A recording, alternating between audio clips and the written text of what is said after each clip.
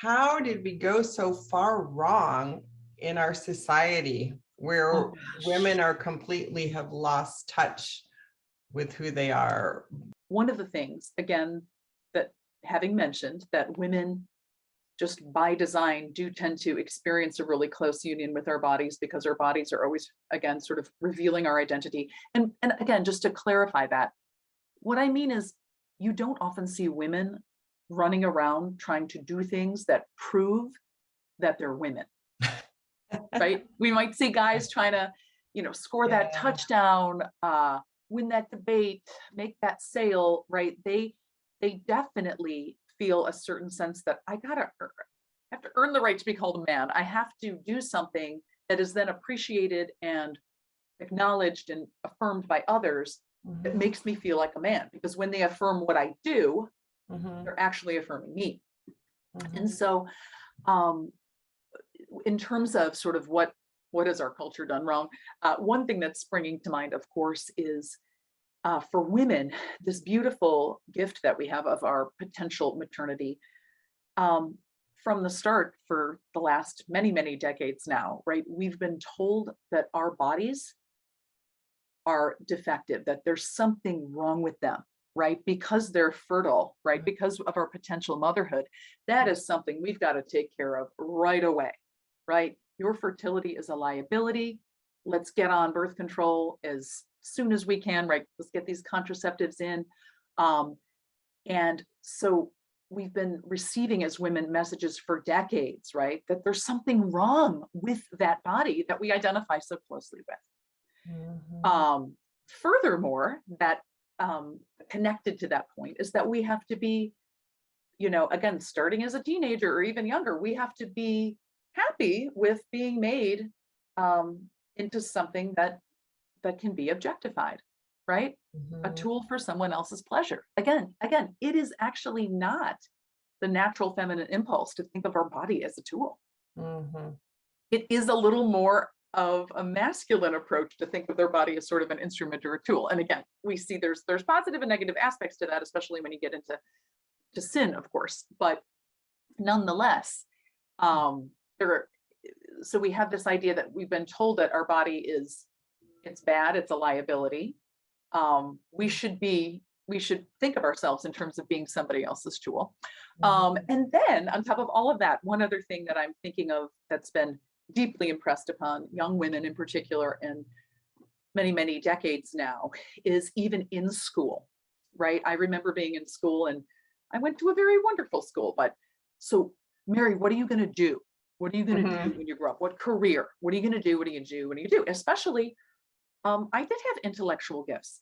I knew God wanted me to use them in some way, but I didn't really know. And actually, I've always known that I wanted to be a wife and mother. I always knew that. I saw my own mother and I was very much inspired by that. And it felt like, if that was God's will for me, if I found the right guy, that's what I wanted. And I was embarrassed to say that because it felt like I wasn't, quote, doing enough, right? People now have reduced motherhood to, well, there's a finite task of things to do, change diapers, make sandwiches, clean the house. Those, if you just look at those things as deeds to do, people are like, oh, well, Mary, you could get somebody else to do that. Your intellectual abilities enable you to do other things that make money. We're sort of commodifying it and reducing it when actually, no, doing the tasks of motherhood is actually really creating the context in which you forge relationships, foundational, formative relationships with persons, something women in particular have, this whole set of gifts that Edith Stein talks about, this capacity to pay attention to persons, a capacity for empathy, a capacity to get interested in the things that they're interested in, even if you, previous to that relationship, had no other interest in those things. I'm talking about Legos. I'm talking about, even with my husband, like to bond with him when we were dating, I learned all about football because I knew he liked football.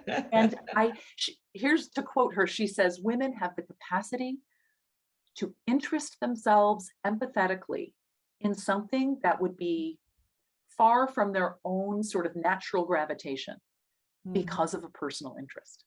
So we have this capacity for empathy a capacity to be attentive to many facets of a person at the same time, sort of a sort of primal multitasking ability, because it really does require some multitasking to deal with a concrete living individual. We've got these tremendous gifts, right? And so in terms of, back to the point that I was making about careers, we're told from a very early age that you're going to be judged and rewarded and affirmed based on what you do. So you better start thinking about that paying career, and the home is either dismissed, mocked, or, oh, maybe an afterthought. So I think on the one hand, we don't naturally identify with what we do. We sort of have a sense of who we are. So it's almost like the feminine identity there's been a real attempt to just simply eradicate it and stamp it out for decades on many levels. So I think that those are some things that have been feeding into some of the confusion and just sort of that feeling adriftness that women have been experiencing. Hi, thank you for watching, and be sure to subscribe to our channel by clicking on that red subscribe button and click that bell so you'll be notified when we upload new content. Check out all the links below for subscriptions to Inside the Vatican magazine and to the Morning Hand Letters, which is free to your inbox. You stay connected. It's content that you can get nowhere else. All that information is below. Thank you.